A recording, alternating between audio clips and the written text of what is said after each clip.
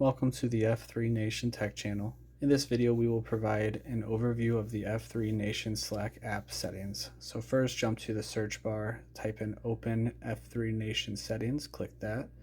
We'll start from the top and go down the list. We'll start with Calendar Settings, so click on Calendar Settings.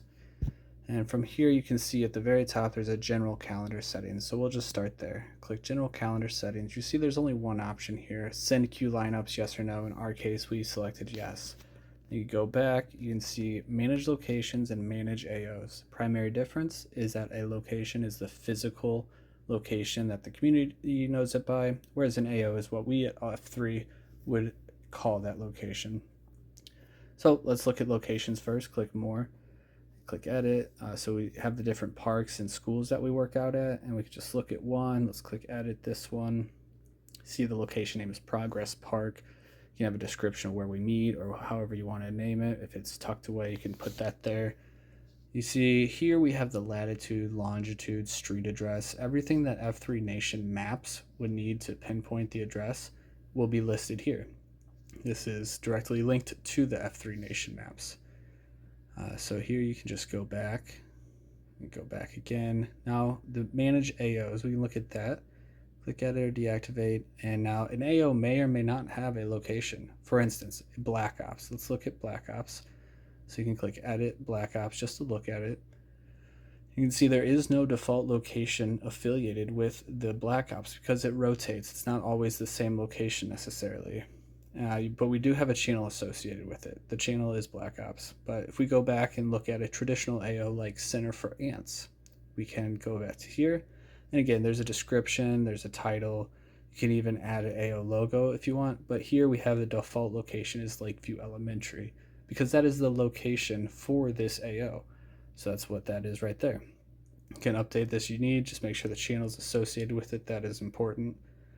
And we go back. We can go back again, but you can see we have all the different potential places where we would post a backblast that's listed in here. That's what we want here. Now if we go back, we can look at series. So let's look at a series. Click Edit, deactivate a series just to look at them. See, these are all the reoccurring series we have. A reoccurring series could be weekly or it could be not weekly. For instance, if we look at this second F night, click Edit and say yes, I'm sure, just to look at it. See, the AO is second F. There is no default location because it changes potentially depending who picks up the queue. It is a second F event type. We have this set at 7 p.m., 9 p.m. on Wednesdays. Interval is every, but the series frequency is month. So every month on the first week of the month, we have a second F night. So this is a non-weekly reoccurring event. However, if we just go to a standard AO like Center for Ants, click at it to look at it, you will see that this does have a default location, which is where we work out, Lakeview Elementary. And you can see that it is a boot camp event type. And we have start time 5:30. We meet on Sundays. And this is should be the interval. And it's every week we meet on Sunday. And you can see you can put a description here and edit the series name if you want to. But we're going to click submit because we actually did change something. Now, that is what the series look like. Now let's look at single events. So these single events that we will be looking at here, all we have in this one is these are from the series. So these are the single events within a series, and we can just look at them. We see all the series iterations here. So let's just select one, like the Bat Cave on 8/11. Say, yeah, I'm sure. And you can see its event type is boot camp. If we wanted to, we could change the tag, and that tag might change the color on the calendar. So let's see what tags we have right now.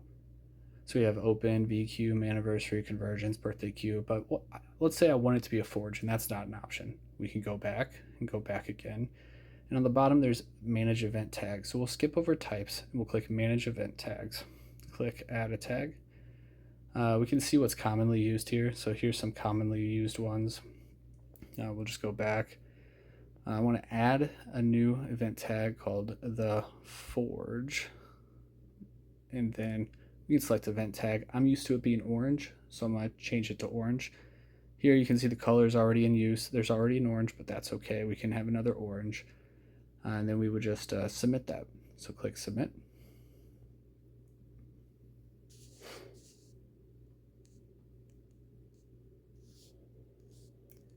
and we go back to not manage series. So let's go back to edit a single event. So go back, manage single events, edit or deactivate a single event. And now we can go back to that 811 at the Bat Cave. Click edit. Yes, I'm sure. And now for this one event, I can actually change the event tag to the forge. I click done, and now it will be tagged as a forge, and the color will be orange on the calendar when it gets updated. So I click submit here, and that's been updated. And now let's talk about event types. So we can look at the event types we have now. Right now we only have SecondF that we custom made. However, there are some pre-built ones for you already. So if we go to manage event tags again, click more. Let's look at the ones we already have by clicking add. So here's some commonly used ones. These aren't necessarily preloaded, but these are some commonly used ones. And then we can click create new type. So let's create a third F event type. We gotta give it a two-letter acronym, so we'll put 3F. And now these event types in use, you can see these are the ones that are preloaded. You can see what they are. There's run, there's rock, queue, source, swimming. There's a good assortment of them, but we also have to select event categories. So third F will be in a third F category. Click submit, and that is the calendar settings and what's in there. So let's click the X to go back, and then we can go back to the general settings, open F3 Nation settings. Now we'll go down the list, region info. This is the info for your region, simple as that. You got your region title, you got your region description. If you have a region logo, you can put that here, it's optional. And your region admins, so the region admins are those who have access to these F3 Nation settings as a whole. If you have a website or an email, Twitter, Facebook, Instagram, put those links in here. If you have it, put it in here, it's just highly recommended. It may come in use later if we start getting these pushed to websites and just potential future purposes, and it's good to keep track of. Now user settings is actually one that non-admins have the right to look into because it's based on themselves. So you put your username, you can put your home region, and you can put any region. This will search throughout all the regions from F3 maps. In this case, I just want it to be the junction. So I just searched the junction, I put that in there. You can actually change your profile picture, and as the description says, this avatar is used in the Nation dashboard and can be different from your Slack avatar. So it doesn't have to be your Slack picture, and it won't show up necessarily in Slack, but this is what would be used in F3 Nation dashboard. We also have emergency contact information here, which is very important. So in this one, I just put my wife, put some fake number, it's not a real number, and then you can put emergency contact notes. So if something were to ever happen, other packs will have access to this to make sure your emergency contact is contacted. Now let's look at welcome bot settings. So when someone joins your workspace, do you want them to receive a DM? I put enable, and you can change the template. So this is what they will be sent when they join your Slack space. You can also say, do you want the welcome bot to do a welcome channel post? You can say yes, and I'm gonna put that in Mumble Chatter. So when someone joins, they get a welcome message in Mumble Chatter for the public to see. And that's the welcome bot settings, so we'll go back. Skip over achievements and region canvas, and let's jump to SLT settings. Here's a place where you can document and keep track of all of your SLT. So this is at the region level right now. You can go through, if you have it, all of them are optional, but you can fill them in. So let's show just one example, Weasel Shaker. We'll populate our Weasel Shaker, we'll click done, and now our Weasel Shaker's in there. If you want, you can create a new position. You could also have this at a site level. So these are all the AOs. You can go to a site. So let's go to LHOP. There's site queue, and then I added these positions, and you can add other positions, but first, second, and third F. You can put a description of them here. And if you have a leadership position filled, you put that pack's name in there, and that is how you fill these in. Again, this is both site and region level. So if we go through here, we can just keep it like that, or we can go back to the region, look at the region again. Again, this is the region. Let's go back. Now there is the Backblast settings here and Preblast. So you want to enable Strava integration. Do you want to lock Backblast, default Slack channel destination for Preblast or for Backblast? And if you want them all to go to the same place, You can specify that channel or just have it go to the AO channel it is affiliated with for that day.